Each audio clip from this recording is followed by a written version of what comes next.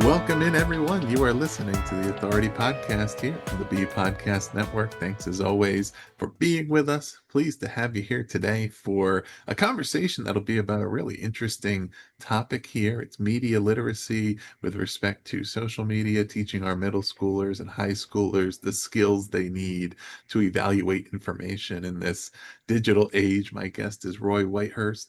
Roy is a former CIA analyst and instructor who spent 30 plus years evaluating written information, photos, videos, and other media collected by the CIA and taught media literacy skills to new analysts at the CIA. He argues that anyone can learn how to evaluate the accuracy, credibility, logic, and argumentation of posts on social media. You don't have to be a CIA analyst to do so. And in fact, he believes that these skills are really critical for us to engage in a civic discourse and build a stronger democracy. Roy's new book is called Teaching Media Literacy with Social Media News, Practical Techniques for Middle and High School Classrooms. Roy, welcome to the show. Thank you for having me.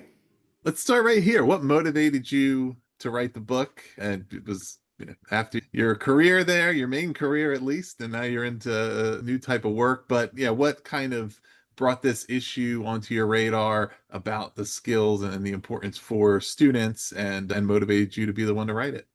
Well, thanks for that question. Really, when I was an analyst at the agency for over 30 years, I also was an instructor. And as your listeners probably know, the CIA collects a lot of media, overseas media, in our case, with our mission.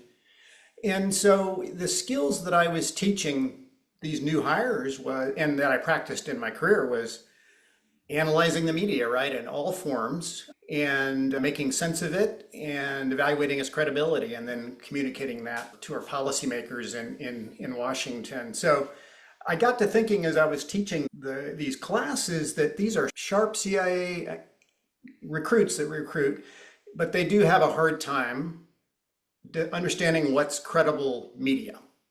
And I got to thinking as I was doing this, you know what? I'm going to retire in a few years, and I bet you that I can sort of dovetail these skills into unclassified media and help the general population. In particular, though, middle and high schoolers, I think it's important that they get a handle on this skill for the 21st century. So that's where I got started. During the pandemic, I actually began to flesh out a book. I didn't know where it would go or if it would get any traction. And then what really got me motivated, though, was my niece, my wife's niece, who is a teenager, actually 17 at the time, and said, you know what? I asked her, where do you get your news? TikTok. And I thought, well, TikTok's great for many things and probably does have some good news outlets on there, but it raised red flags that, that's not the most reliable place. And so that generally motivated me. And now, of course, with the rise of all the inaccurate, inflammatory information on social media, the boundaries, between fact and opinion and persuasion, it's just harder and harder for any of us really to parse that out. And then as readers may surmise, your listeners probably realize, this is really a threat to democracy. I think this is the really motivator for me, that if people in general, and starting again with the teenagers, if they cannot determine what's fact and what's opinion and what's persuasion, they cannot engage in civic discourse effectively. And I think that's a threat to our democracy. So that's why I got into this. And really, to put a final point on it, I really think that I'm trying to teach people how to think. Not what to think, but how to think. And so that's what motivated me to really write the book. And then fortunately, I was able to get this published. And now I'm trying to spread the word. Yeah. Yeah, and with evaluating the information, if we're talking about, in this case, the social media platforms and any digital platforms, there's kind of different layers, right? There's the medium overall, the platform, the source of the information, and then that individual piece. And each one of them requires some evaluation. It seems to me, even just for my own use, and I'm not as much of a power user as some people, but that the velocity of the information is one of the really challenging things, right? That it's almost like Yeah. it can be like subliminal messaging that you know you're looking at 10 different things and a bunch of them might be totally credible, but one or two sneaks in there that has inaccuracies or whatever, and at the end you can't, your brain can't disaggregate what was what, and it's just it all went in there somewhere, and you picked up what you picked up.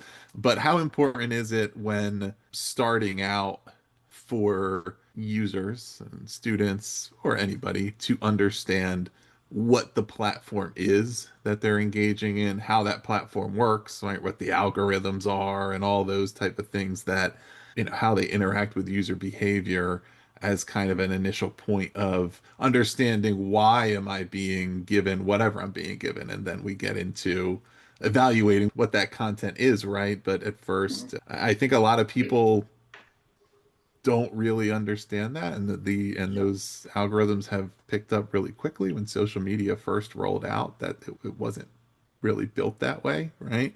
And sure. now it can really be hard, I think, for even quite informed people to understand the level to which these sites are really built around those algorithms and feeding people information based on their behavior, and that it's not just anybody would see the same thing. Yeah, no, that's a great point, Russ. I mean, I like to say, and you've heard this statement, that if you're not paying for it, you're the product yourself. And so students need to understand that. Really, we all do that. Sometimes we forget that we're probably not paying for reading social media, right? But we're the product, and I would argue that every post is trying to persuade us, either, not usually in profound ways, but if nothing else, it wants us to engage. And I think, as some of your listeners know, these algorithms that are behind all of these platforms are designed to keep us on the platform, right? Not to leave the platform. And then they want us to be in silos, right? So silos meaning of information. So the minute we click on that TikTok video of, I don't know, the ice bucket challenge from years ago, they're going to give us more of that. Or if we click on something going on in Ukraine, they're going to give us more of that.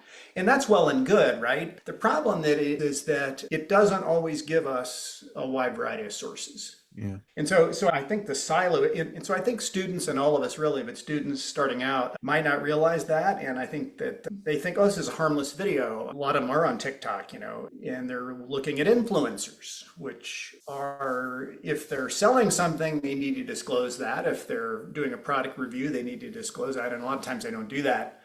And it's hard to parse that out. So I think students do need to understand that they're the product, and they may go, well, I'm not a product, I'm just watching a video.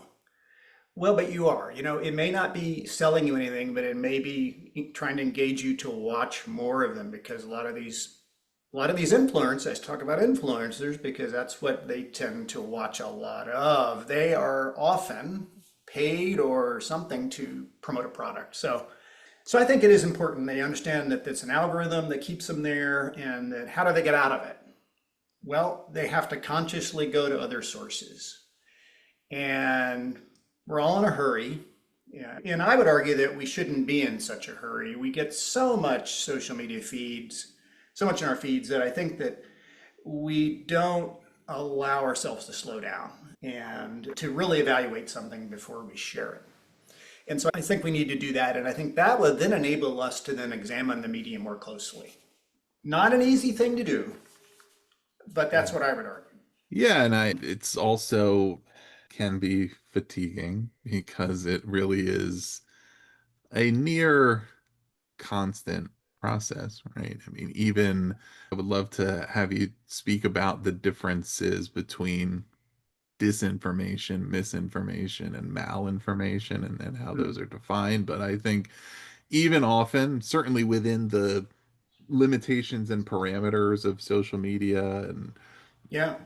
brief content, things that are need to be summarized, or you put a caption on a video or whatever, that typically trustworthy or well-intentioned sources can sometimes be misleading, right? Because Yeah. they need to put a brief description on something that they're sharing and it's not exactly right. Or I'm sure anybody who's spent any time online in any capacity knows that that the headline of a story isn't always representative of exactly what the story is, and some people don't read past the headline, and then they're either taking the wrong message from it, or they're arguing about how the story is bad because but they didn't actually read the story, or all these different things. But the fact that it's not as black and white as some sources are reliable, others aren't. Some, sources have positive intent, others don't. There are certainly, I would, sources that have the intent to misinform, but it's not always that simple in it. So it really does require being on alert at all times, being conscientious about, as you said, before you share something, right? Now, okay, I'm putting my name on this in some way because I'm sharing it. Am I sharing something that's reliable or not? But can you Yeah. talk about those, like that disinformation, misinformation, malinformation, and why why those distinctions matter? And I think that'll also connect to as we get into what the skills look like to Sure. identify. Yeah, well, misinformation, the way it's generally defined, is it's media that is of any type that's usually false or misleading, but it's not created on purpose to be misleading or to harm anyone or anything. It's just sort of by accident, right? So I would say that if we share something that is incorrect or false, most of the time we're not doing it to hurt anybody, right? Or intentionally. We think it's true. And so we just label it as misinformation. Um, Disinformation, on the other hand, is something that's intentionally spread. False or misleading information that's intentionally spread and is deliberately created to influence or even to harm someone. It's not usually that alarmist, but it could be, right? It's usually done to make money, make political gain, have some kind of power, and it's done for that reason. Malinformation is based on fact, but it's used out of context, to mislead or harm. In other words, like editing a video to remove important context, often maybe because there's not enough time to put the whole video in. Like, so they edited, I think you mentioned, Ross alluded to this, that they elect to include certain context Mhm. and leave out. And that can lead to malinformation where some key information is left out that causes, the context is left out, it causes miscommunication or it leads to some impact that is not desirable. And so that's how I would define the three types there. Yeah. And I think students, it's not so important. It's important for students and alls to know that there's information out there that's disinformation or misinformation, but I'm less concerned about the two distinctions as I am just for people to be aware that some information is wrong or it's slanted or has a certain political bent to it, right? And that's inevitable. And I think it's healthy in some ways for social media outlets to have different viewpoints as long as we take advantage of consuming them, right? Yeah, I think there certainly is a lot of value in people training themselves, really, right? And Yeah. pushing themselves to go out of their comfort zone and to make sure they are encountering different sources of information, different viewpoints. It doesn't mean that all of those sources are equally legitimate, but it gives you context and contrast to say, okay, now I can understand what the bias is here, but it also allows me to see where there is some bias in this other information that I like. And it doesn't, bias also doesn't necessarily mean it's illegitimate or inaccurate, but it means there's some selectivity, right, in what part of the story I'm choosing to tell or which stories I'm choosing to pick up versus not.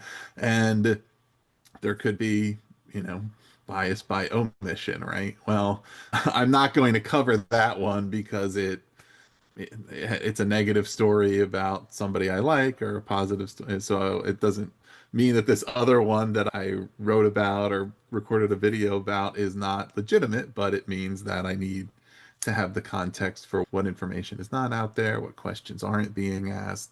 And I think it does make anyone just a more savvy consumer of what they're consuming. And it can be, I mean, I don't know what you can maybe speak to if there's a lot of hope for that happening, because there can be certainly with the media ecosystem, the social media ecosystem, an asymmetrical playing field when it comes to when you're dealing with certain sources that may be intentionally misinforming, Hmm. right, or disinforming, and then those who are trying to be impartial and imbalanced, it's not really an effective counterweight sometimes to that, or when you're really intending to have the appearance of impartiality, when somebody lies and then it's written up as this perspective is in dispute or whatever, right? It's like, well, Yeah. it's actually not. It's actually just not true. Now, you don't want to be accused of bias by saying that, so you're painting it as that it's an opinion versus it's a fact. And even I'm thinking about today, I saw a video and it was only a part of, a clip of some remarks that were given, right? And while knowing the speaker and understanding the person's history, and I felt pretty confident based on the clip that I could surmise what it was all about. I also knew, hell, I really would have liked to see what happened in the minute before this part or the minute after Yeah. to really be 100% confident that this wasn't taken out of context. It really, so while I internalized, okay, what I think I took out of it, it's not something that I would then share or pass along to somebody else because I'm not totally sure, right? But that might be, that might be an ineffective counterweight Hmm. to somebody else who would take an equivalent video and share it thoughtlessly or, because they thought it was proving a point and not realize, well, there's you just can't be sure unless you see the entire thing and you're able to evaluate.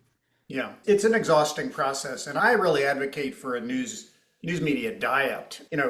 I don't think that people should be, and I think there's reports out there now that people are cutting back on news consumption, whether social media or not, and for good reason. First of all, it's usually bad news, right, or portrayed as bad news because that gets more clicks, and I think we're wired to protect ourselves, and we like to know about bad news. We don't find good news to be a threat, right? So, Mm. but I think that contributes to cynicism and just, depression in some cases. But so I advocate a news media diet. I don't advocate abandoning consumption of news. I think for our democracy to survive, we need to be engaged with it. But I think we need to do it in a way that is measured and that we're making sure that we consume a variety of news sources, even the ones that we already think we disagree with. It's good to get the perspective. It does take time. There's no doubt about it. But I would say listeners should not share something that they haven't evaluated or that they're not sure of. Now, if it's a cat video, okay, fine. If it's wrong, if it's fake, no harm done, right? But I think we have to be careful not to share things that may potentially distort or harm somebody or lead to miscommunication. And I think it's better just to not share it if we're not sure. So, and of course, social media platforms are designed to get us to share, and people go on there to do that. And I think we have to just be very careful when it comes to news that we don't inadvertently share something that we haven't evaluated. Yeah, and understanding and so much that the algorithms are based on engagement and it's not differentiating between positive or negative engagement, right? So if something is meant to provoke a reaction and a lot of people maybe like it and share it, but a lot of other people are engaging with it because they're unhappy about it, that ultimately it's registering all of that as interest versus something else that might be very informative, but not reaction provoking, and it's not going to Yeah. show up as often. Part of that is just understanding, okay, there's some underlying reasons why this content might be showing up in my feed. But another piece of it is knowing yourself, right, and knowing how the behaviors that you have on the channel is leading to the things that you see. I've heard from, this has nothing, from executives at a company who will say, "Oh, I keep seeing, my feed is always, all I'm seeing is stuff from our competitors on my feed." Well, is it because you are clicking on their pages and engaging with their stuff, or does the algorithm know that you work for a competitor of theirs, so it's grouping you or people that work in you same company, right? And that you can't overgeneralize that and say, well, that obviously means they're being really effective because that's what everybody else must be seeing. Hmm. But also, well, this is why it's happening, right? And that's a case of it. It's not even about necessarily evaluating the information, but understanding how the platform works. And this is why I'm seeing this. And now I have that context and I can appropriately react to it versus drawing a different conclusion. Yes. Yep. So what are some of the skills? So when we get into, all right, now I'm headed into this. I want to be better at media literacy. I want to better Mhm. understand and evaluate what I'm seeing. What are some of the things to start with? Some of the types of media that are out there. You can kind of start where you'd like, but Yeah. what does that look like? Well, as I detail in the book, I start out, I think the first thing people need to understand, and we've touched on this, is what are, we all have our biases, right, toward issues, right? And that's fine.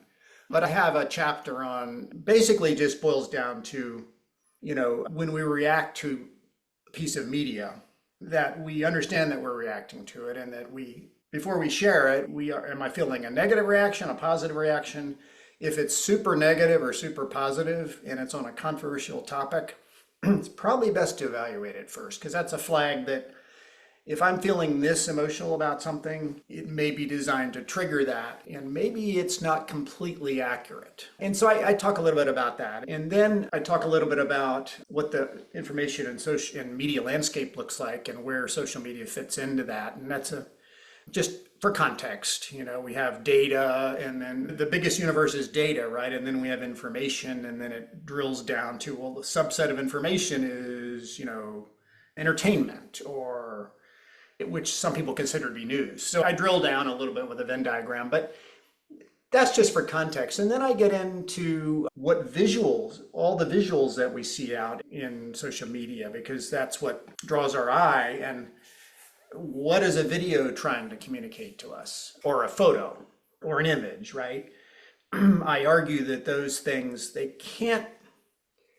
we shouldn't just rely on images, right? And most social media posts most of the times I have an image with a little caption, right, that explains what it is. And especially on X, right, you can't really say what it is in the short space that you have. So, but I talk about how image can't really make an argument, and I get into that and everything later in the book. But so I talk about photos, I talk about videos, I talk about memes, and memes are favorites especially of young people. They're, usually funny images and usually have text on top that make some kind of a social or political statement, right? Mhm. And they spread like wildfire, and then people add to it. And there's usually an in group, right, that gets the meme, and then people add on to it, and then it evolves and more people pick it up. So, and those are all well and good, but they're not exactly reliable, right? They're usually distorted, and there's no way to know who created the meme to start with. So, but because they're so prevalent, have a chapter on that. And then I get into advertisements, right? And that's where we're definitely the product for revenue purposes.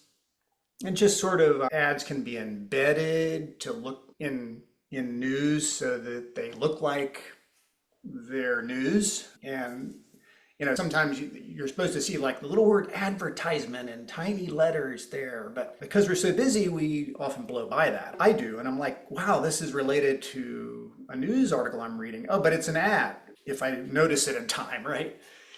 So I talk about ads, and then charts and graphs and things are often used. And those can be, they're made up of data, but they can, be made to say one thing or another. Chart makers can do all kinds of things. And Mm. so I talk about charts and how they're manipulated. And then I get into just fact checking, right? And how to fact check. And I move into artificial intelligence, a big topic now. Although I would argue that artificial intelligence, you can avoid or you can evaluate it a lot of the same tools you use to evaluate any other media, but there are some special things, right? And it's very difficult now to tell what is AI and what isn't. Very hard. And I read an article the other day that many experts are saying you have to assume now that whatever video you're looking at, or probably even every image, could be AI unless you can verify that it isn't. Now, that doesn't mean it's inaccurate, it's not worth sharing. It just means that you have to be very careful that it's not portraying a Hollywood actor is saying or doing something they didn't do, that kind of thing. Right. Right. And then I get into argumentation, that kind of thing, and how to spot an argument. And that's a pretty in-depth section there, which I find very important for people to do. Not taught too much in schools. And I think English teachers would find that, because I think argumentation is not so much taught anymore in English classes the way that I advocated being taught. So, and then I talk about manipulation tactics and fallacies and that kind of thing. And then it ends up with just some practice, right? Looking at social media posts and evaluating them. I start with pop culture because that's what students like, right? So you can evaluate a Taylor Swift meme as easily as you can. Article from, ABC News on the war in Ukraine. It's the same sort of skill sets. But I recommend that people, especially teachers of teenagers, that they might be able to hook them a little quicker if they start with a Taylor Swift meme or something like that. The skills are the same, just the content. So I hope that those are some skills at the 30,000 foot view that I Yeah. think that I used a lot of this when I worked at CIA, and I think it was very useful. How important is a foundation of logic to this? I mean, in kind of being able to really use these skills to evaluate, to have a rationale around what something is, why it would be, what the motivations might be, right? I mean, because I don't think that the underlying lesson here is just don't believe anything, right? You have to be appropriately skeptical. You have to be open. But I'm sure you wouldn't have been very good at your job as a CIA analyst if you just landed on everything is fake. None of the information's real. None of it's true, right? That would be Yeah. just as bad as believing everything. So, how do people approach this in a way that they are open to understanding, what, this image that seemed really compelling and actually is AI. So it's not legitimate. At the same time, this information that maybe I was not predisposed to like or Mhm. believe, yeah, it's true, right? I'm convinced, and that part almost to me in some ways feels more important right now. The willingness to undergo the evaluation process and to be convinced of the legitimacy of something that goes against our predispositions, or right, and to be able to do that, also understanding that there are, that the prevalence of stuff like doctored images and videos and AI also can become this catch-all excuse for that Hollywood actor who actually was caught in a compromising photo, right? Say, oh, that must have been AI, must have, right? Yeah. And or worse, of course, from more powerful and different sources, but that if we're not willing to undergo the process and really say, no, all the evidence is there that this is what it looks like, and this does show what it shows, that, if we're just in a state of chaos in the sense of nothing, nothing can be trusted, nothing's legitimate, then it's probably no better than everybody just believing everything. No, yes, a good point, Russ. Yeah, if we're so cynical that we tune out and disbelieve everything, then it's just as bad because we're not we don't become informed citizens, right? And the truth is out there, as they say. And you know, there are different outlets or different platforms include they elect to leave things out, right? They have to make choices, especially in short form like X on X. But even the reputable news outlets that use journalistic standards, they cannot put everything in their post, right? So they have to make choices. And they make mistakes, but I think that, a lot of times now people are, especially younger people, are not watching or not listening or not consuming mainstream news from mainstream news outlets, meaning, CNN or Fox News or MSNBC. And I think those outlets do profess to adhere to journalistic standards. And I think that whereas your influencers may not. Some do, right? But many don't because they have no incentive to do that. And so I think that we need to slow down and we need to, if we need to make sure our biases are in check. We may dislike intensely a politician, and yet they may do something that well, they actually did something that I agree with. Or we love this politician who did something I can't stand.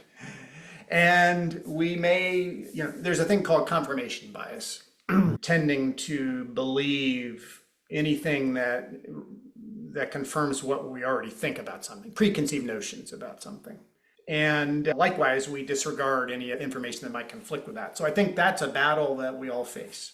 Yeah. I don't think that we're asking or that it's even possible for people to get rid of biases. In fact, journalists will tell you that it's impossible to be unbiased in the sense that they can't include everything and that there's context left out in some cases. So I think we all have to acknowledge we're all biased. I'm biased, listeners are biased. It's just recognizing it and trying to battle through it and say, hey, I have some humility here. And I have to say that there was evidence here that this politician did X, and I think it's great. you know? Yeah.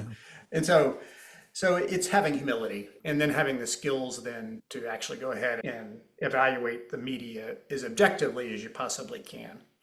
Yeah. And I do think that there's like I guess, a concept of trying to get to the core of something's its reason for being, right? Like you reference memes. Like the reason for memes to really exist is to entertain, to make you laugh a little bit, or sometimes it's to seemingly communicate an interesting insight, in brevity. But if you investigate it, there's a lot more to it, right? But a lot of times they get passed around as like, isn't this such a true statement? And it's like on its surface, it feels true, but it's also an oversimplification of something, or even, media outlets, your Substack blogs, these type of things where again, they may have actual journalists. They may do good coverage. The things that they cover and investigate may be well done, but you also have to understand their reason for being, because some of them, their founding principle is support of or opposition to a certain political movement, right? And so you have to understand that, and you might say, look, this is a good source for me to inform myself because I'm in alignment with the ideology here or whatever it is. However, I'm not going to use that as a source to share with somebody else that I'm trying to convince of my viewpoint, because they can dismiss it out of hand and say, well, they're biased, right? And so it's, I need to choose a different source for that, or I need to, go ahead and understand that as an individual, my credibility is tied up in the information that I share is credible, right? So if there's, again, some of these things are difficult to talk about generically, but there's certain things that are occurring, and there may be a lot of legitimate incidents of whatever it is. But if I'm going to share a particular story, I still need to look into that story and make sure the one that I'm reading, the facts add up and there isn't some other information, because once I share that, If I share it with someone and in fact it's not what it appears to be, then I've lost credibility for the other ones that maybe the facts do add up, right? It requires each time really being thoughtful of my I do once I endorse the information in Hmm. some way, maybe that social media, I guess it was the old Twitter line, retweets are not endorsements, like was Yeah. really not a good principle, right? Because it allows everybody to say, I didn't write it, I didn't do it. But we can just share things around and say, well, it's not, I just thought it was interesting, or I'm just Yeah. sharing it, right? Right. Yeah. I mean, it's perfectly fine to say, you know, I find this interesting or entertaining. I don't necessarily, it's for entertainment purposes. I don't think it's accurate, But who wants to say that, right? It takes all the fun out of a lot of the culture is sharing entertainment, and who cares if it's true? But I think that if we get in the habit of that, then we don't stop when it really matters. We don't distinguish between it. We're starting to share everything. And so I think we just need to be careful. I'm not trying to spoil the party, right? With memes are fun to share around, and the cat videos, I love those. And no harm done, right? The danger is if that becomes a habit. And so I think just we need to be mindful of that.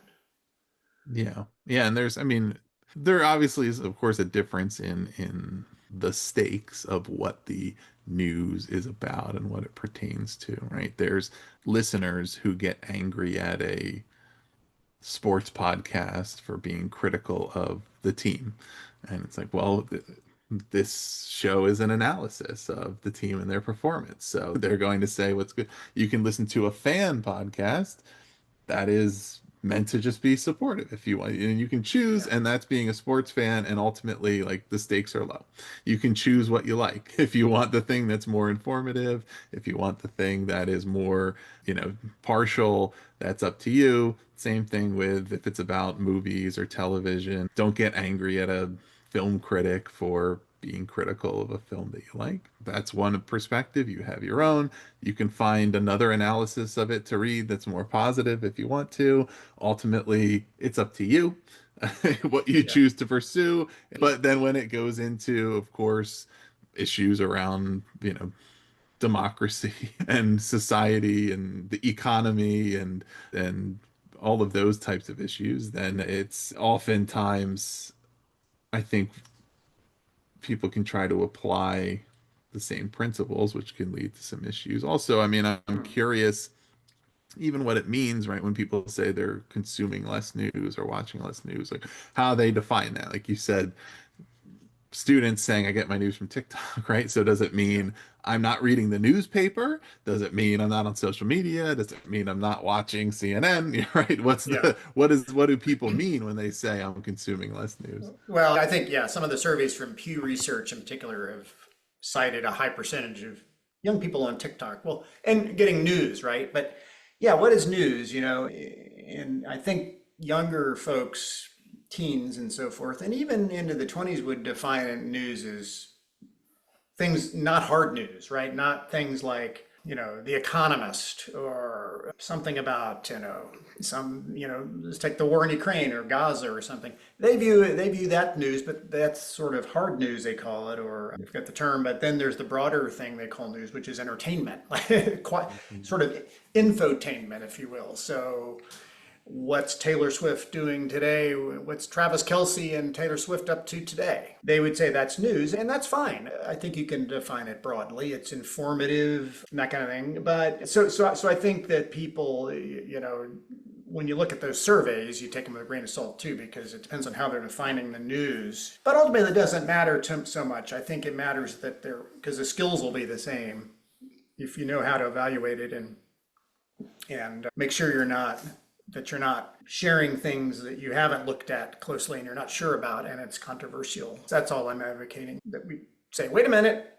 I'm not going to share this, even though I know it's got to be true. I'm not going to share it because I'm not 100% sure. Yeah.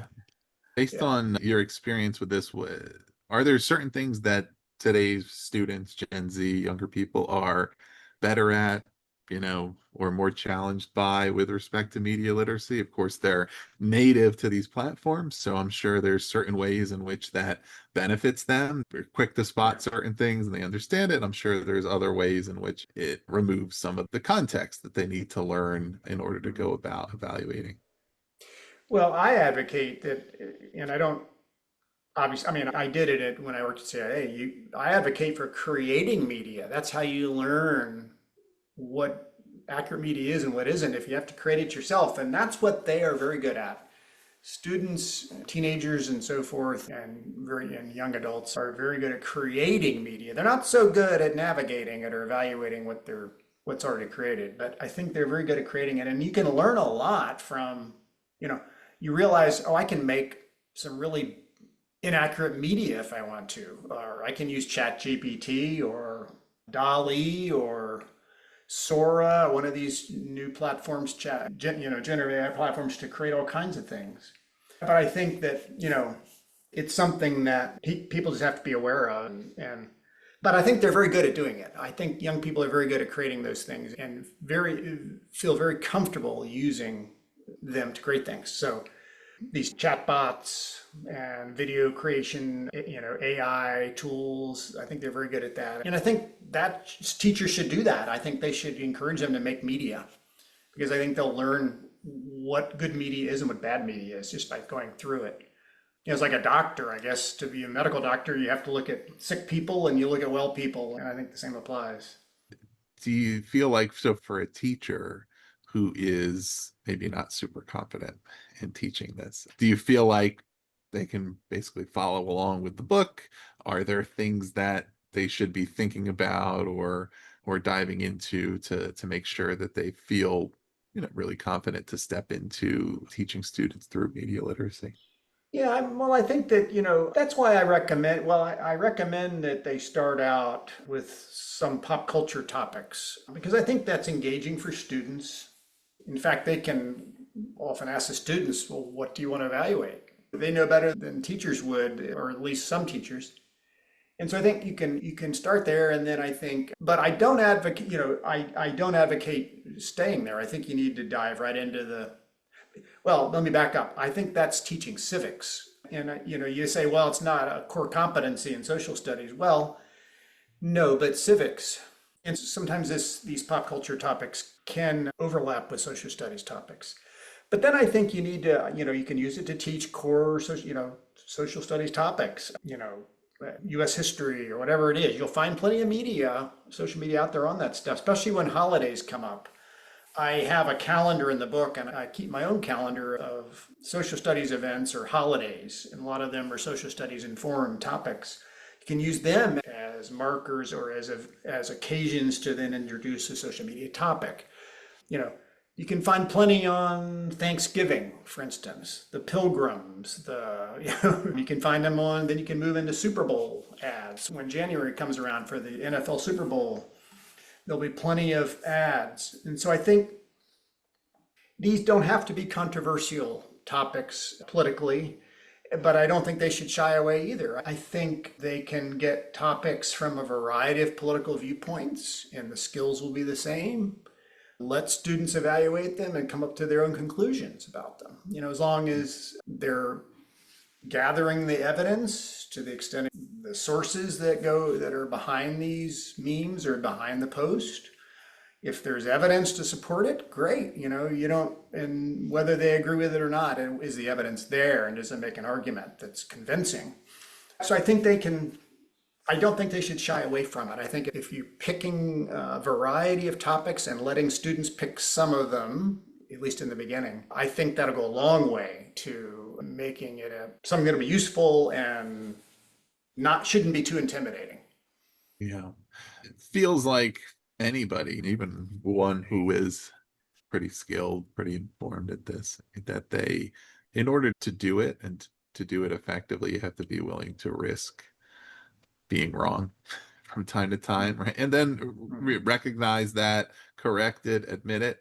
But in order to do the task of really engaging with media and information and, video and all these things that are out there and really trying to determine its credibility, its accuracy, its message, etc., that from time to time there may be one that you just don't quite get right, or that is later disproven, or whatever the case may be, but that you can't you can't really do it, and you probably won't teach it or learn it if you're not willing to really engage with it. If you keep it at a distance, or you Yeah. only engage with the really easy ones, or whatever it may Right. be, that you can't really do it well if you're not willing to understand that it is challenging. Yes, and I think teachers should be upfront with students that, you know, this is new skills. These are new skills for everybody, and they can practice the skills along with the students, right? I mean, I'm going to be presenting at the National Council of Social Studies in DC in December, and I'm going to be going over some of these skills, trying to get teachers, because it'll be teachers mainly there, to start trying to use some of these things. So I think you got to start somewhere, right? And it is intimidating. I was intimidated writing the book because Yeah. I didn't, I had a CIA background on how to evaluate media, but a lot of the newer technologies, since I retired, even the way AI has just exploded and the new tools, I have a hard time keeping up. But I think the skills remain the same, right? Looking for evidence. It can be a convincing video, but okay, let's go see what other media, what other outlets are talking about this video, or if they're not talking about it, well, it might not be real, right? It Yeah. might be just made up for that platform or that post. So, but it is intimidating, and I find it very challenging. But I think it's a worthwhile endeavor to pursue if we're going to keep our democracy and keep people informed rather than cynical. No. If there's one thing that listeners can remember from the conversation, what would you pull out for them? Oh, gosh, one thing I would pull out. I think that anyone can learn these skills. I mean, you don't have to be a teenager to learn them, Mm. right? You don't have to be a teacher of social studies. Anyone can. But I would say that democracy really is, I don't want to put too fine a point on it. I think democracy is at risk if we don't have a civic engagement, and that comes from being well informed. And because we're on social media so much and there's so much out there, I think we really have to learn these skills if we're going to save our democracy. I really think it's that important. If we let AI do all the work for us and sit back, where are we? Right? We're not, Right. we're losing our critical thinking skills if we let ChatGPT do our homework, right? It's okay to analyze data with it. But anyway, my point is that our democracy will be threatened if we don't get better at this. Yeah. Yeah. I mean, in other cases of thinking big chick picture, probably about incentives, and an anti-democratic force would be disincentivized from having people be informed. You don't want people to notice what you're doing, to pick up on when you're not necessarily giving them honest information, or when you're manipulating things. And so it really requires an informed populace, people who are take it upon themselves, and as individuals and as a society, to really want to understand information and what's out there, and to have a common understanding, I guess, which is the most difficult thing in the fragmented media and social media landscape of today, is that we could be absorbing completely different information with no overlap if we don't